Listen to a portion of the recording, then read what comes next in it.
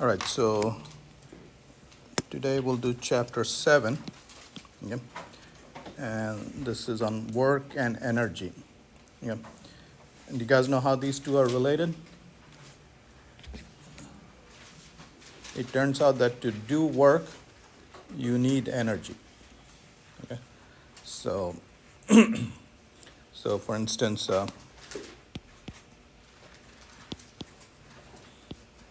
and by the way, so you all know that energy cannot be created or destroyed, and all that happens is, so for instance, if I lift this object up, okay, I've done work on this object, okay, and it turns out that if I've done, and you learn the units of energy, work and energy are joules, the SI units. So if I do 100 joules of work in lifting this up, what has happened is when I did work on this, I transferred energy from myself to it. Okay? So when you do work, work is a mechanism of transferring energy from one object to another. Okay? Anyway, so that's what this chapter is about. And then we'll, as an aside, we'll talk about where the world gets its energy from. Okay? So that's the chapter. So we'll start off by defining kinetic energy. We'll show you how to calculate the work done by a force. Okay? We'll talk about the work kinetic energy theorem and so on. Okay? All right, so this guy is pushing this lawnmower and he's applying a force like that, okay? And the lawnmower is moving in this direction. Okay, so the definition, the technical definition of work is the work done is F, the magnitude of the force, times D times cosine theta. Theta is the angle between the force vector and the displacement vector.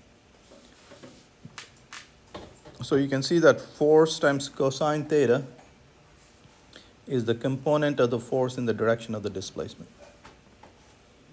Okay. So the work done is the component of the force in the direction of the displacement times the displacement. All right, let's look at this equation. You're applying a force, and if D is 0, if the object does not move, then you're not doing any work. So for instance, I can push on this wall all day long, but I'm not doing any work. Okay? If theta is an acute angle, if theta is an acute angle, then cosine theta is positive, magnitude of a force is positive, magnitude of displacement is positive. Okay, and this work done will be positive.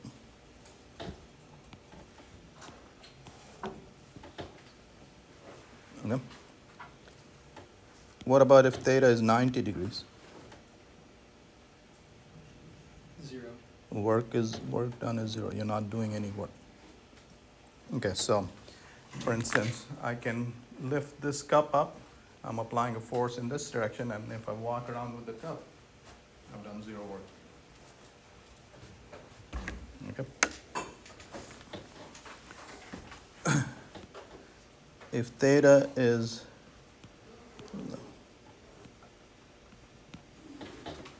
if it's an obtuse angle, cosine theta is negative, work done is negative. Okay, so when you do positive work, you're adding energy to the system, and when you do negative work, you're bleeding energy from the system. Yeah. So can you think of an example where you're doing negative work?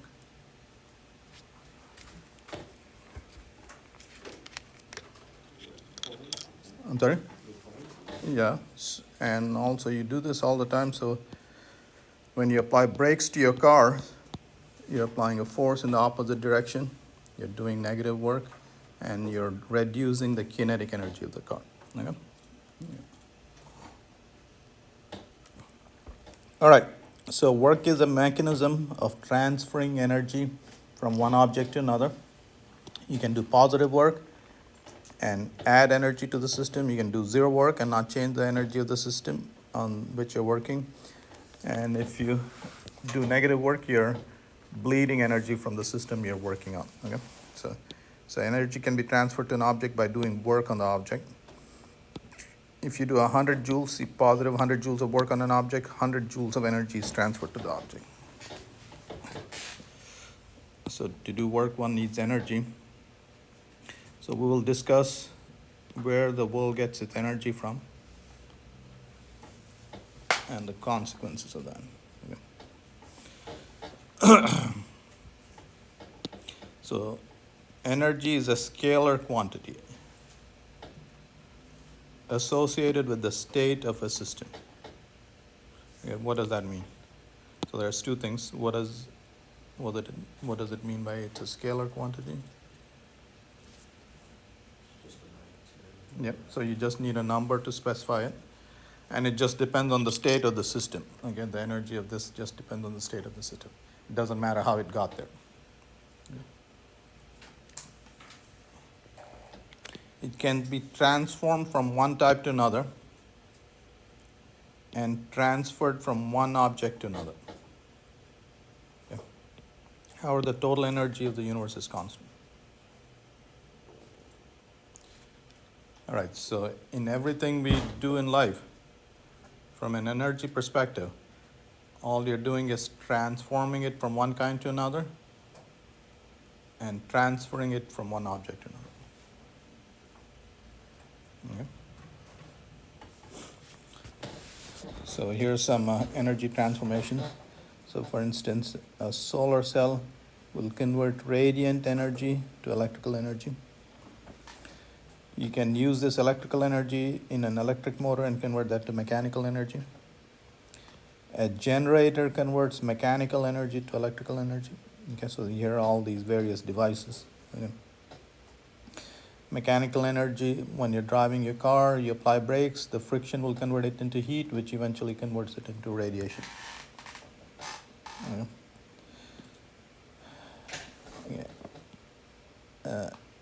Energy in your gasoline, you burn it, that's you're oxidizing it. You can convert it to heat and eventually radiation and so on, and radiation as well. Okay. You can use electrical energy. Hydrolyze water. Okay, this is you can use electrolysis and stuff like that, and store that energy in hydrogen. Okay, and so on. Anyway, this thing has a lot of information in it, so go look at it. Kinetic energy is the energy in the motion of an object, and it's 1/2 mass times the speed squared. Also, v square is also the dot product of the velocity with itself. Okay, so kinetic energy of the object is that. Okay, which is also equal to the momentum square divided by twice the mass, and the linear momentum, which is a vector quantity, is the mass times velocity. Okay, we'll learn about this object more in detail. More about this object in chapter 9. Okay, so but we are introducing this to you now. So kinetic energy is associated with the state of motion of the object.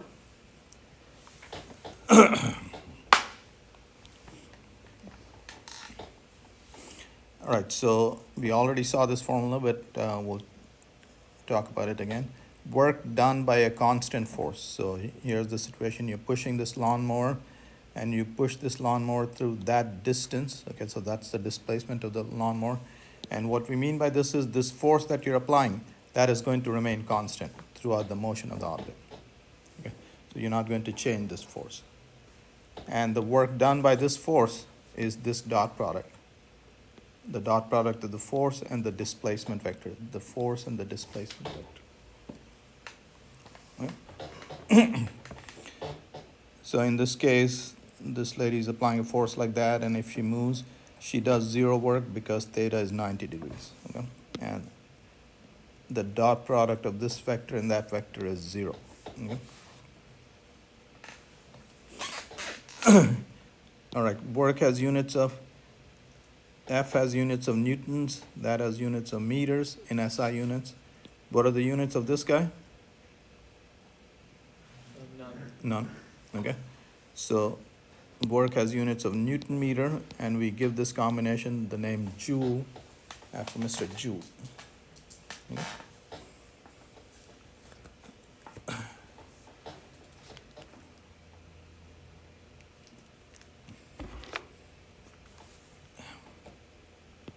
So again, the work done by a constant force is F dot S. F is the force and S is the displacement.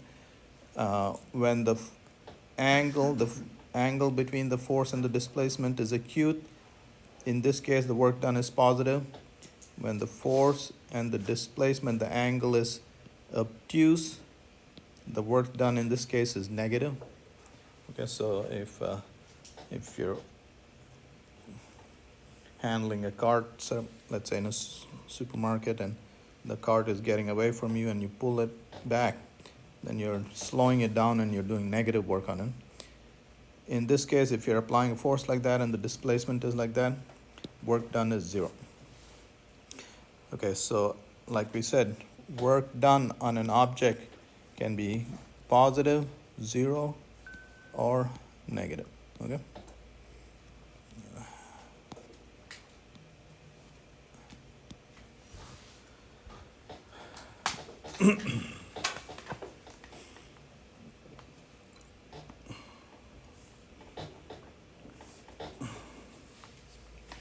All right, so you know the work done by a constant force, okay?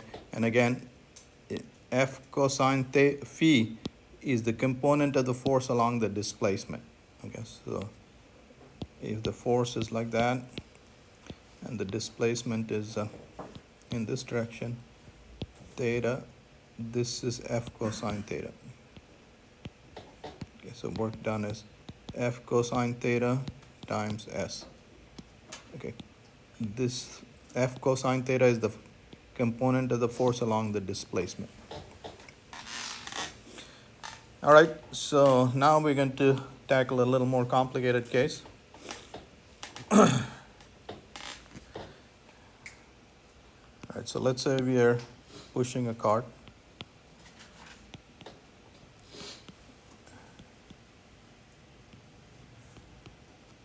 Except that now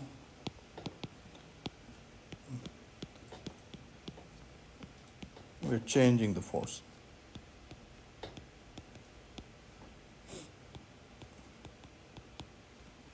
Well, how do you calculate the work? Now, I gave you the formula for calculating the work done when the force is constant.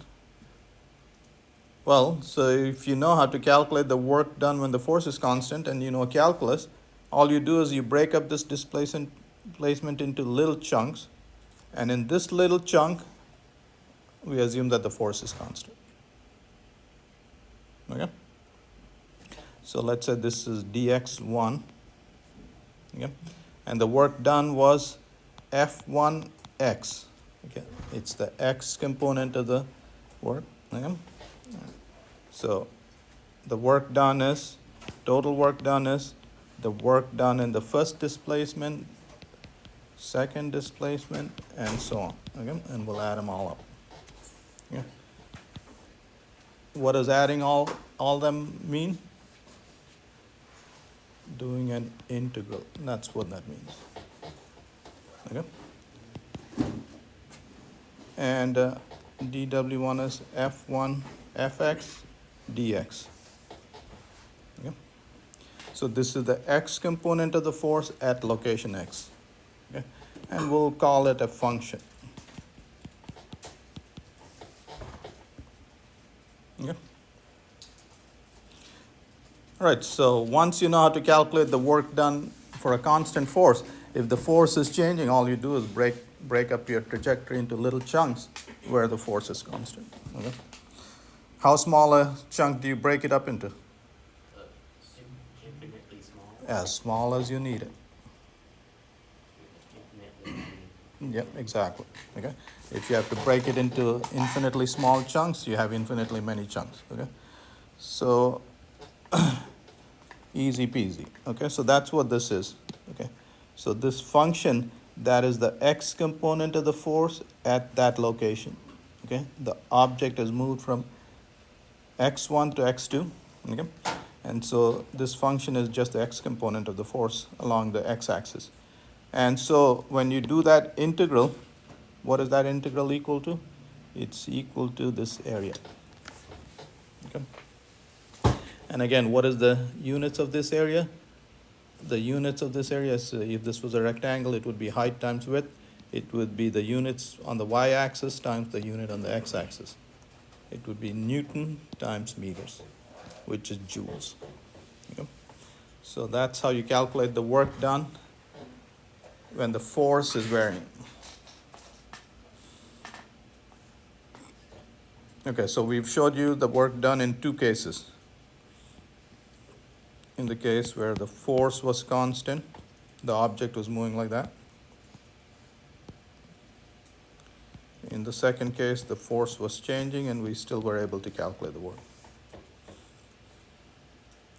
What is common in these two cases? Huh? Very good. The object is moving in a straight line. Okay. How about if the object is not moving in a straight line? That's the next thing we want to see. Okay. All right. So, okay, let me introduce that and then I'll come back to this. Okay. When the object is not moving in a straight line, okay, you saw that you break it up into little pieces that are straight. Okay? And the work done is F dot dr. It's the component of the force along the displacement times dr. F dot dr is the work done in this small chunk. Okay? And then you add up the work done in all the chunks, which is just doing the line integral. Okay? So it's doing this integral, which turns out to be 3 integrals. Okay? And it'll turn out to, okay, so it'll be end up being a triple integral. Okay? So I guess so. You learn to do line integrals in Cal 3. Yeah. All right.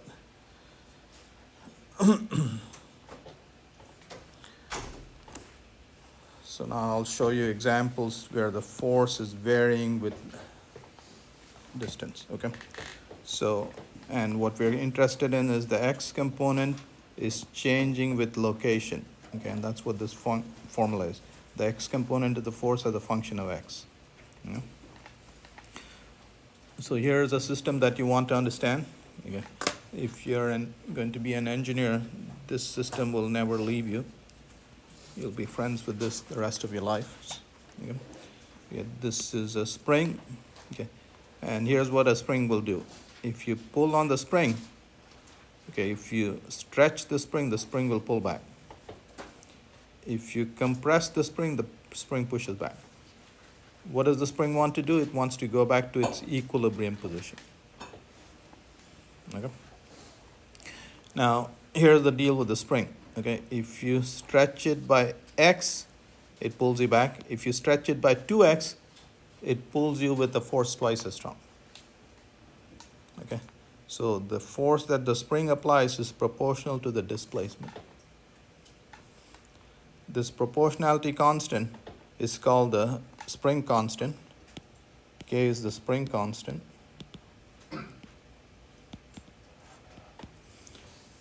Can anybody figure out the units for the spring constant? Newtons. Oh, no, never mind.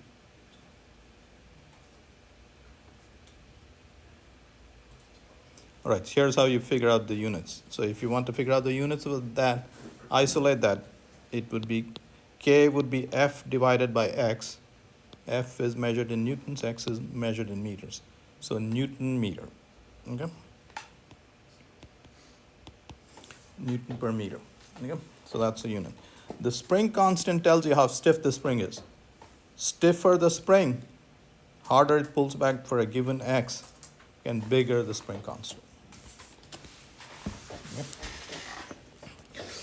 All right, what is the negative sign telling you? The negative sign tells you the following: if you stretch the spring in the positive x direction, the force, if this is positive, the force is in the negative direction. Okay, if x is negative, negative will give you positive, the force is in the positive direction. Okay. All right, so this is an important law, and this is called Hooke's law, and you'll be using this quite a bit. And again, so this is the equilibrium position. If you disturb the system from the equilibrium position, the forces that come into play are trying to restore it to the equilibrium position. So this is what is called a restoring force. Okay. I'll give you a counterexample. Let's say you have a marble on a hill. You can balance a marble on a hill, but if you disturb it, the forces that come into play will drive it away from the system. Okay? So those are not restoring forces. These are not restoring forces. Okay? All right, this is an important enough thing, and we have a whole chapter dedicated to it, chapter 15. So I'll sort of give you a little preview of it.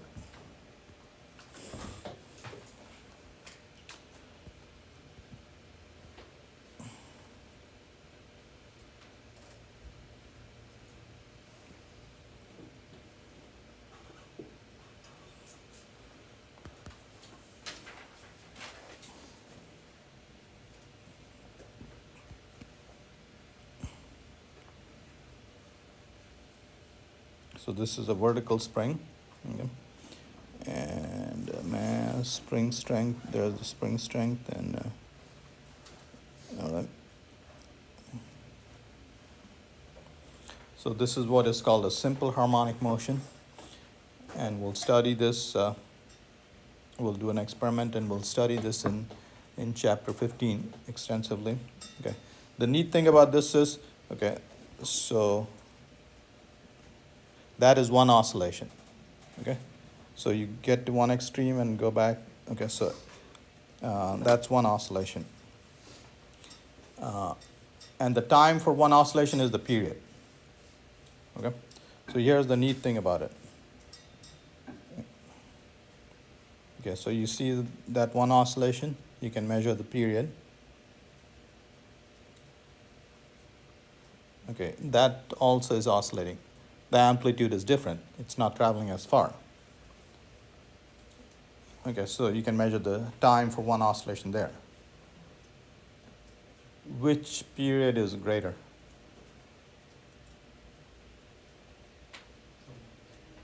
The one with the larger amplitude. I mean, that's a natural thing to say. The periods are exactly the same. Okay? So that's why you could use this mechanism in a clock. Okay? So the spring-loaded clocks have essentially this kind of mechanism. You can use, you've seen pendulums, they do the same thing. Okay, so the period is independent of the amplitude. Okay. So this is a very important system. You bang the table, every little point is oscillating like that. Okay.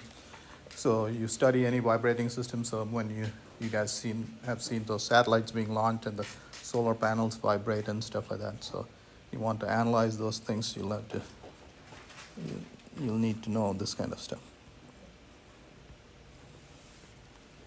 All right, so the Hooke's law is F equal to minus kx. The negative sign tells you that the force is a restoring force, and k is the spring constant. Okay. So here's a x component of the force that depends on the distance, okay? That depends on the coordinate. Yeah. So there's fx equal to minus kx. So what this is showing you is this is plotting the force F as a function of x. And here's the system that you want to have in the back of your mind. There is x equal to 0, Okay, there's the x. And when the system is here at this point, the force is negative, and that's what this is showing. At this point, the force is negative. When the system is here, the force is positive, okay, and so on. So what we're going to do is calculate the work done by the spring as the object moves from one point to another point.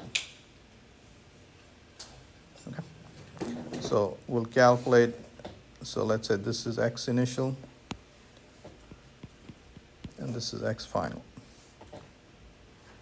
We're going to ask how much work did the spring do as the mass moves from here to there. Okay, so the work done is, and you know how to calculate that, it's the work done is x component to the force times that, okay? And there's the force, dx. Now this is easy to integrate, okay?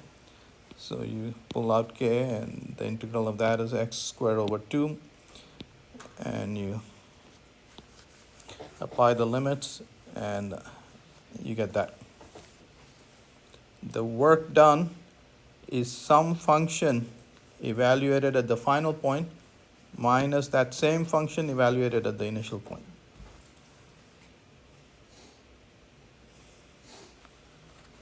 All right, so pay attention to this.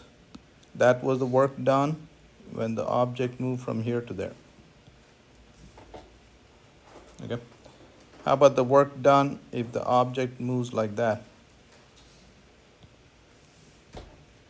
What would be the work done? I'm sorry? It would be whatever the first arrow was, because you would go backwards and forwards. So the work done just depends on the final point and the initial point. Okay? It's exactly equal to this case. How about if you went like that?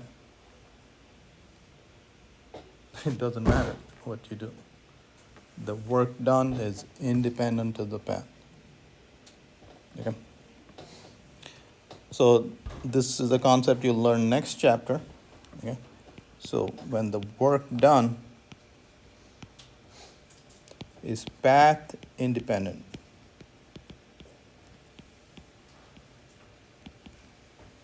such forces are called conservative forces.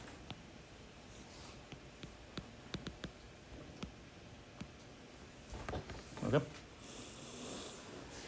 Well, what is the big deal about them? Well, calculating the work done by those forces is very easy. It's just you have to identify a function, and it's the value of the function at the end point minus the value of the function at the initial point, negative of that. And next chapter we'll call this function, okay, potential energy function. Okay. Hello there. You got to learn to pay attention. Okay? Put your computer away. Shut it down.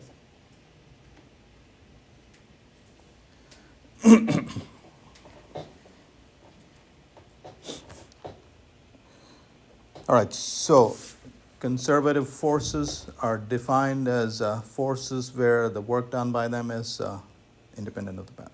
Okay? All right, so here was the work done by a general 3D trajectory, is this line integral. Okay. All right, now we'll introduce a theorem. It's a work energy theorem.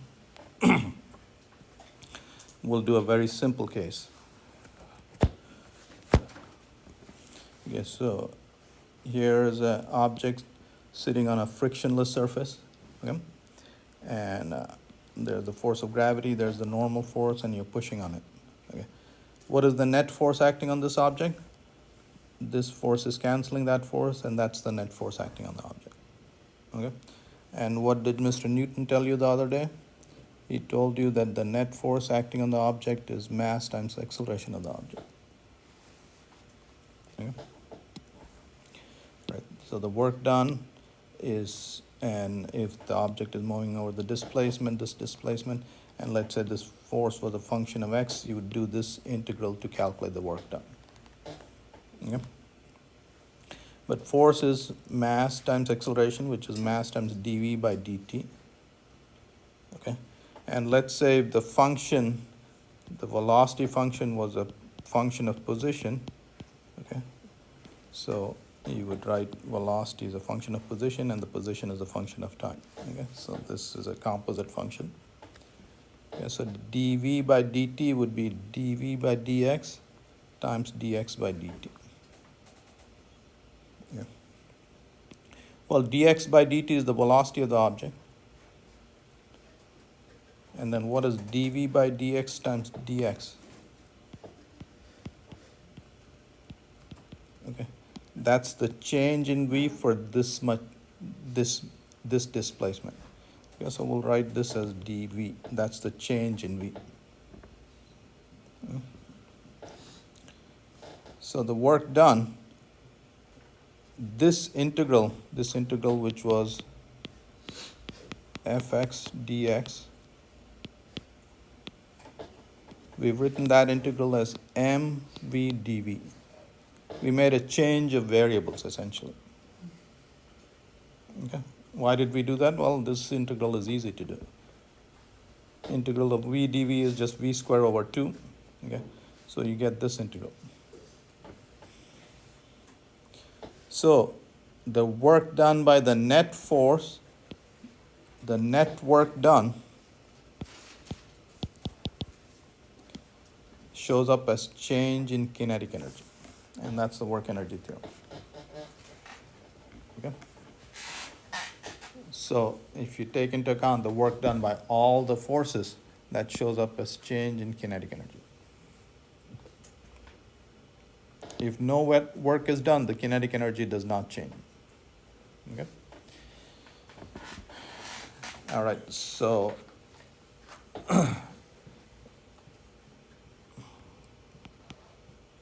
when you're driving your car at constant velocity, okay,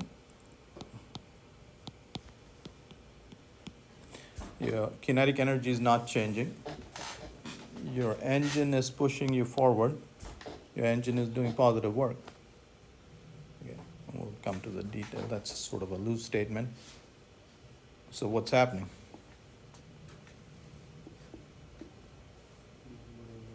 Hmm? Well, your engine is doing positive work. Your velocity hasn't changed. The net work done has got to be 0.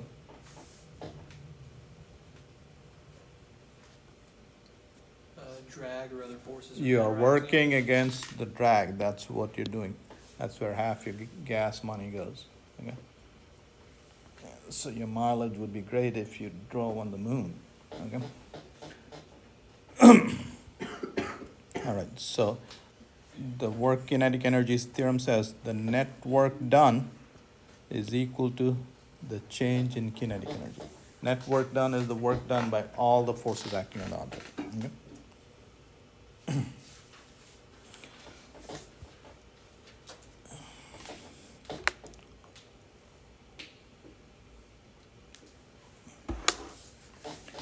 Okay, now you saw that to do work you need energy. Okay? Power is the rate at which you're doing work, or the rate at which you're consuming energy. Okay? So, and the units are work and energy are measured in joules, and that in seconds. So the units for power are joules per second, and that's given the name watts after Mr. Watt. It turns out that a horse can do 8 hours of work at this rate, at 750 joules per second. Okay? So 745 watts is a horsepower. Okay? So some of your cars have 200, 300 horsepower, meaning, what does that mean if your car has 250 horsepower? It That's means the amount of power it can produce. that's equivalent to 250 horses pulling your chariot. That's what that means.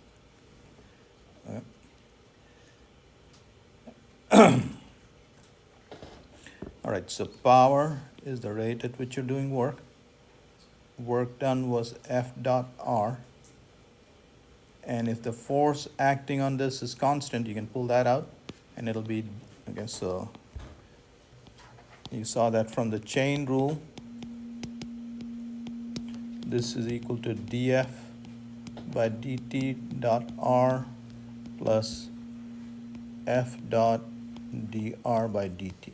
Okay, so that's the chain rule. And if the force is constant, this term will be 0. And this is equal to F dot velocity. So if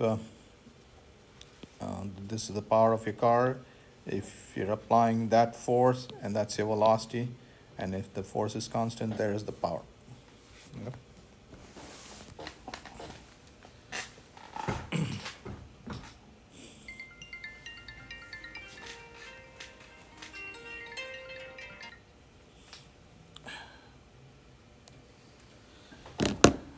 Okay, so here's an interesting table. So here's a human-powered airplane. Okay, this guy is bicycling, which is driving the props, and the plane is well, it's flying this way, I guess. Okay, and this guy crossed the English Channel in 1980, about 40 years ago. Okay, and he worked at, his power was 1/3 of an horsepower, and he took 3 hours to cross the channel. All right, this is cool because of the following reasons. So maximum power output from humans for various time periods. Okay, you can work at the rate of 2 horsepower, but you'd only be able to do that for 6 seconds. So in an emergency, you could apply that much power. If you worked at the rate of 1 horse, you could last about a minute. Okay. 1/10 of a horse, you could work for 8 hours. Okay, so now you understand why we started using animals in fields. An animal can do 10 times the work of a person. Okay. And look at that. If you worked at the 1/3 of a horsepower, you could work for about half an hour. And this guy at a 1/3 of a horse worked for 3 hours. That's 6 times longer than what an average person can do. Yeah. I'm sure there are many athletes like that, but I mean, this is still a very good feat. All right, so here are some typical values of power. Hoover Dam is a large power plant. It's about a gigawatt. Okay, that's a gigawatt. Okay, and you want to remember that large power plants are about a gigawatt. And with these things, you can't run 1 million homes in the U.S., but you can think of roughly you can running 1 million homes. Okay, you actually need probably about 1.5 gigawatt. Okay. A television is a 200-watt device. It's using 200 joules of energy per second. A resting person, most of you guys are like a 100-watt bulb. You're using 100 joules of energy per second. 20% of that is being used by your brains. All right. But here's the amazing thing. And I've said this several times. Do you guys know what is the most powerful computer on the planet? Do you know where the most powerful computer on the planet is?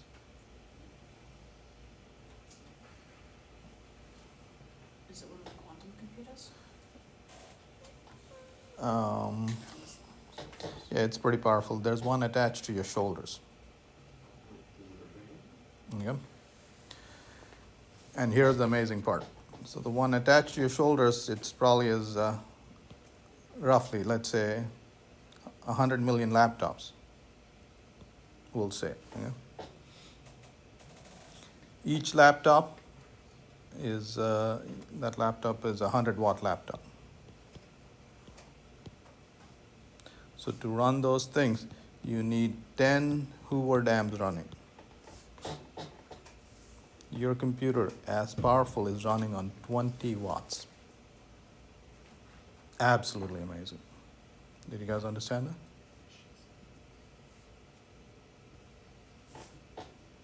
Yeah. All right, here's a unit of energy. Okay. Kilowatt hour. Okay, let's make sure we understand that. Kilowatt hour. Okay, what is a kilowatt? That's 1,000 watts. A watt is joules per second. And 1 hour is 3,600 seconds. Okay, so that cancels. And it's 3.6 million joules. Okay, so a kilowatt hour is 4 million joules. This is, go look at your electricity bill. This is what you pay your electricity bill by. You pay about 12 cents for this. Okay. If you're a business, you probably pay more. Okay, so what can you do with this thing? 1 kilowatt hour. Okay, let me do this slightly different. This is a 10 times 100 watts. That's 1,000 watts. 1 hour.